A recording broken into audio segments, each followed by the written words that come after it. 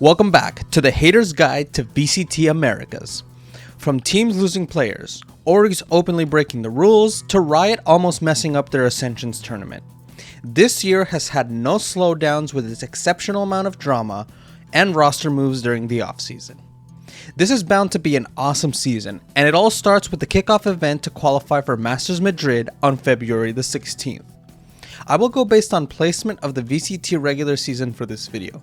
Before we get started, I would appreciate it if you liked the video and subscribed, as we're getting closer to 5,000 subscribers. There's a channel membership that gets you credit in the videos, and stay tuned at the end of the video as I'll fill you in on my first giveaway of 3 battle passes. Without further ado, let's get right into it.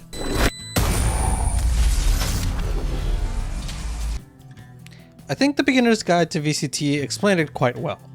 The journey this team has been on has been kinda crazy. Winning Ascensions, the guard folding operation, VCT Americas almost not having an Ascendant team, and then Riot reversing the decision, and losing techs could all have been recipes for failure. And for all those things, I'm still looking forward to watching this team. Jonah P, Trent, Net, Valen remain the core of the team, and they made a really good decision by picking up Leaf from Cloud9. Unfortunately, it's not all sunshine and rainbows, because of the 5 season matches that we have seen, G2 have only won 1, and this has some fans worried. But to be fair, maybe some copium here, they have been playing the revamped Sentinels, which I think are looking really elite, and Oxygen have only lost 4 of their last 25 matches. Oxygen's looking really good too for tier 2. I do think that this team has to take some time to get better and adjust from that tier 2 place into a franchised roster. Aside from the lackluster offseason, it's hard to predict whether this team will do well or not. There isn't much to hate about this team, but let's try to keep the new G2 CEO fingers off of Twitter. We don't need another Carlos fiasco.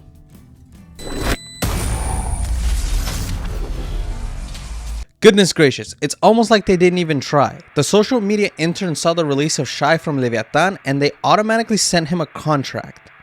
But they did pick up someone from tier 2. This does have to be one of the most boring roster moves this season. But you know what? I do have to respect that this is the one LATAM team that gave a tier 2 player from their region a chance. Unlike some other teams, yeah, Leviatan, I'm looking at you. This roster's core has returned with Melzer, Kesnet, and Klaus, adding Shy from Leviatan and signing MTA from Furious Gaming. While the roster isn't bad on paper, this league has never been about being good, it's about being the best. I can't see this team improving exponentially, but I do think that they won't be winningless this season. Good job on not being bottom of the pack. MIBR, balls on you.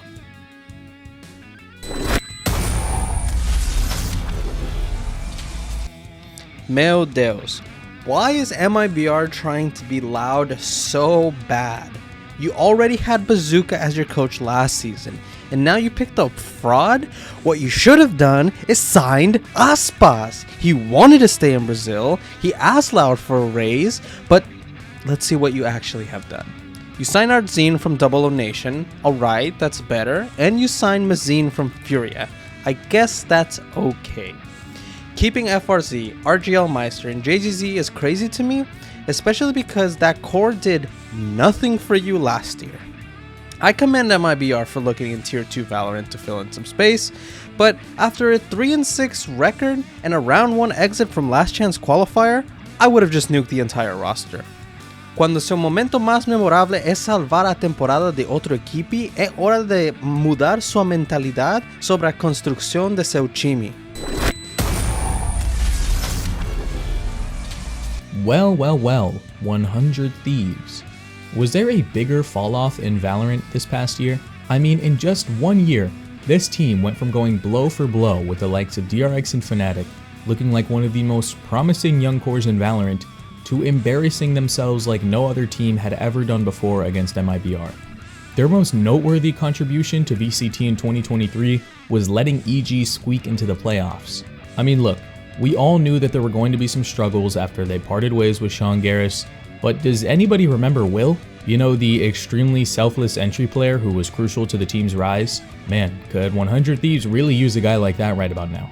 I'm not saying that Will would help 100 Thieves in their current form or even be anywhere near an upgrade for Cryo, but at least that iteration of 100 Thieves played with some fire. We are a year removed from the Chamber meta, and Cryo still thinks he's on Chamber, and that enemies will just walk into him for free every round. Asuna can and will entry, but he's been stuck on the flex role because Reyna hasn't been meta since Asuna was relevant in 2021. Bang looks like a shell of his former self. The insane mechanics are still there, but just like the rest of 100 Thieves, he seems so scared to do the things that once made him great. After their massive flop last year, they parted ways with Derek and Stellar, two players that I actually really liked and continue to be fans of. But let's face it, Derek was one of the worst players in VCT Americas, and Stellar's IGLing without the deep strat look of Sean Garris was less than desirable, which is my way of saying that the guy that I'm a fan of was shit. But not all the blame can go to the individual players. Some blame has to be given to the organization. The allegedly clouded 100 Thieves, raking in all that money from hoodies, couldn't afford to give Mike's HD any coaching assistance, in an era where teams have 3, 4, or 5 coaches on their staff. Absolutely dreadful. Now with the 2024 season around the corner, the team has brought in Boostio to IGL and EU to play Initiator. These two players, in my opinion, are exactly what this team needs. Boostio and EU bring copious amounts of energy and a much needed attitude shift to the team. For those less than familiar with EU, since he was in Tier 2 last year choking away Ascension, he is an extremely gifted young player, which means that 100 Thieves will find a way to make him look absolutely awful. All jokes aside, if they can root out that timidness and passivity that's believed to be present in their current core, they can be great. But then again, this team lost to MIBR with a coach. Thank you, For. You can follow Forefather in the link in the description below to watch some of his channel stuff. He has awesome documentaries, and just recently he released an Ascensions documentary that definitely deserves your attention. Sentinels are back, for like the 15,000th time according to their fans. I really wish I could come out here and say anything overly negative about this team, but it genuinely looks like they're making the right moves. They acquired John QT to replace Marved, which was the best move at IGL they could have made. I mean, John QT led M80 to a second place finish at Ascension, and Marv doesn't really fit into this roster in any role. They are now 100% trusting Zekken with a duelist role, which is exactly what the team needed. They have shifted Tens to the flex role, which is an amazing spot for him. His KO and Omen are top notch. Saucy fits well enough in this roster and has gelled better with the team as time goes on. Unfortunately, the same could not be said about Pankata. Now, during the offseason there has been some drama because of course there is with Sentinels. Sentinels with Pankata or Sentinels with Zelsis. Because Sentinels have been winning the entire offseason with Zelsis. I understand Pankata missed some time due to a hand injury and being sick, but the org did bench him for several games. He was even complaining on Twitter while playing ranked that he's being misused. It's a rough place to be for him, and I wish he was either let go to another team or have him be a starter, because at this point, based on the latest scrims, it seems like Zelsis is the 5th man. E para todas as equipes brasileiras, principalmente todos os equipes que não são a Loud, é melhor que você tenha seu telefone pronto para o momento que a Pankata se torne uma agente independente. Finally. Fuck. I'm kidding. I will actually give you something here. EG let go of their entire championship winning roster last year. I'm dumbfounded by the ineptitude of this organization. You had to earn the respect of fans last year, and you did. Potter got the respect she deserved. Demon One was in the conversation for best player of 2023. Ethan, Com, Jojimo, and Boostio all got the recognition that they were denied at the beginning of the season, when they were being made fun of, and you got 13-0'd by Loud. But then you won Champions 2023, and surely after that, news article after news article washed away your reputation with your antics outside of the game, and the treatment of your players' contracts when they asked to be released. Now this team has signed a new roster, and it doesn't look like anything except a Tier 2 roster. Apoth, Superman, Derek, and Nature. While I don't doubt Potter's ability to turn this team into something cohesive, I do think that this is possibly worse than last year's starting roster. At least then they fielded an academy roster and picked up some proven talent like BCJ. This year, the feeling isn't that the roster has a multitude of unknowns, and it's more like the org is trying to skate by having the minimum amount of investment into this roster.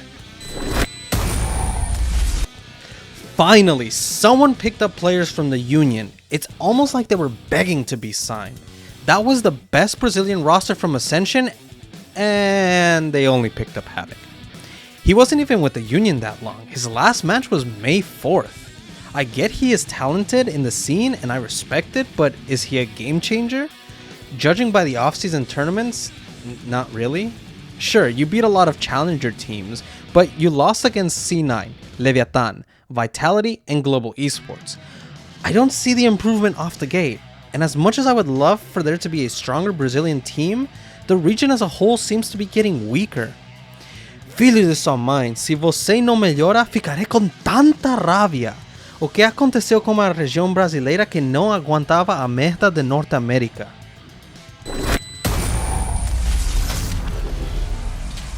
Oh, what a mess. Leviatan, the Argentinian/Chilean org, after pulling one of the biggest free agents in offseason, Aspas, as well as the guards duelist in Tex, look like a serious contender for a Masters trophy this year, after consistently underperforming the last 2 years. But like the massive sea creature they're named after, the org was too big for themselves to not get in their own way, and made a complete dumpster fire of these great additions as they tried to add another big name to the roster, benching their well-loved long-term initiator NZR without any notice. While we don't know yet who's being signed to take his spot on the team, we do have some idea about how this has been felt by the other players on the team, with Aspas supposedly threatening to leave the team over this, forcing their owner to take responsibility for this fumbling of a situation. But it seems to be a little too late, as this might shake the core of this promising new team. But even with the mismanagement of the roster, Leviatan, as long as Aspas actually stays with the team, looks to fight for a top spot in the Americas, as they have Mizzino on smokes, Aspas as main entry, Tex on secondary entry/flex, King as a Viper one-trick, and whoever will take NZR's spot on initiator. Some say calm, I have my doubts. Either way, this team looks serious to make a deep run this season, as long as management doesn't get in their way. Thanks, Seth, and you can check out my channel at Esports Andy. Thank you, Andy. It's always a pleasure to have you on my channel. You can check out Esports Andy in the link in the description below, and watch one of his videos like the 5 players that will dominate Pro Valorant this year, or how good was Hiko actually?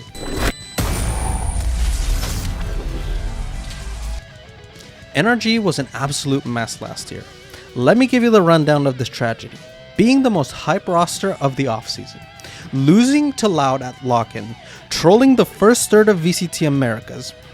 Then they finally woke up and did well in playoffs, only to be bested by Loud again. At Masters Tokyo, they placed 4th after losing to Paper Rex and... Wait, do I have to talk about champions? Can I not? Fine. How the hell did we lose to Billy Gaming? You don't understand. It's personal now. I'm not talking about BLG. I'm talking about artists.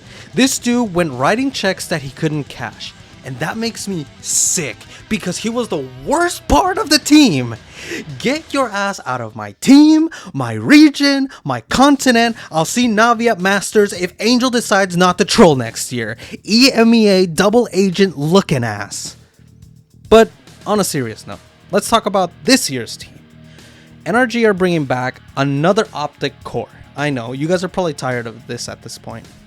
Crashies, Victor, and Marv. Marv had a rough year, but to be frank, he wasn't in a good position as Sentinels IGL. Crashies and Victor are the best part of the core with how consistent they have been.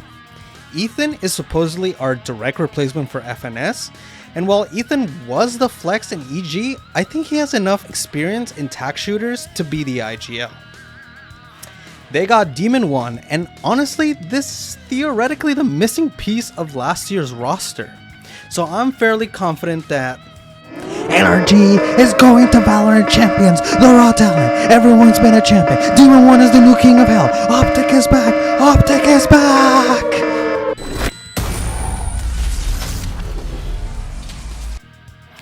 I forgive you for what you did to EA. Yeah, it was scummy, but from the reports I'm hearing, Cloud9 is one of the very few sustainable esports orgs right now. But talking about the players, yeah, this roster isn't screaming championship winner right now. Vanity and Zepa are reunited, which means that this team should pick up from where they left off in 2022. Jakey coming back for another season is awesome since he was a really solid player last year. Oxy and Whippy did come from last year's G2 roster that did kind of crash and burn at the end a bit, but on the other hand, this duo is the best of that roster, and much of the reason why they were competitive.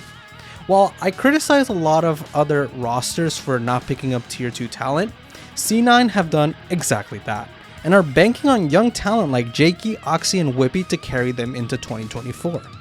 I would love to say something negative about this team right now, but I do think it's a dark horse to be competitive, especially if they're pushing Fnatic to 5 maps. Just ignore the Ludwig Tarek Invitational and you'll be fine.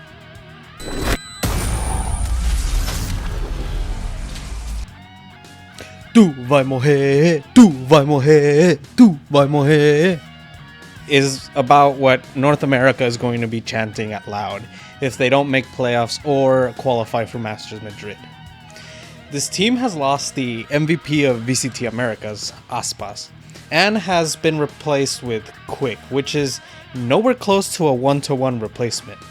Sadak, Tuiz, Kawanzin, and Les remain with the team, but to say that this team has improved or remain at the same status as it was before would be unrealistic. In reality, this team has become worse, but despite all these things, I still think that Sadak and company will remain the best Brazilian team in the Americas League. Les was a major reason why this roster was insane, and Sadak, in my opinion, has proven that his brains are the reason that Loud have been a championship winning team, but can he do it again without his best weapon? Only time will tell if Sadak can forge Quick or someone else into that team to be that caliber of a player. The kickoff event is formatted very weirdly. The group stage and play-in stage seem very fair, with the exception of Group C, but the last playoff stage being single elimination is not very good in my opinion. The group stage is a 4-team bracket double elimination and best of 3, except Group C, which only has 3 teams. The winners of the lower bracket go into the play-in stage, a round-robin bracket with 3 teams to qualify for the last playoff spot. The playoffs, unfortunately, are single elimination, which is really a shame because this is deciding who plays at Masters Madrid. I'd prefer if we knew that wins weren't a fluke or a team getting knocked out because of one bad day. But I digress. Overall, trying to put together an 11-team tournament is kinda rough, but we'll have to see how it plays out this year, and I hope that they fix it for League Split 1 and 2. Thank you Esports Andy and Forefather for writing and recording some segments in this video. Make sure to check out their channels and the link in the description below. Now, for the giveaways it's pretty easy. Comment who you will be rooting for in the upcoming season. Once we hit 5,000 subscribers, I will come back and enter all the commenters in a raffle and pick 3 winners. Only 1 entry, and the winner will be announced in the community tab and on a live stream. And unfortunately, this is only applicable to North America, as that is the only gift cards I have access to. Thank you everyone for making the Beginner's Guide to VCT such a success, and for watching my content. VCT EMEA and Pacific are in the works, but do not have a date yet, so subscribe to keep up to date with all my content. Thank you for watching, and have a nice day.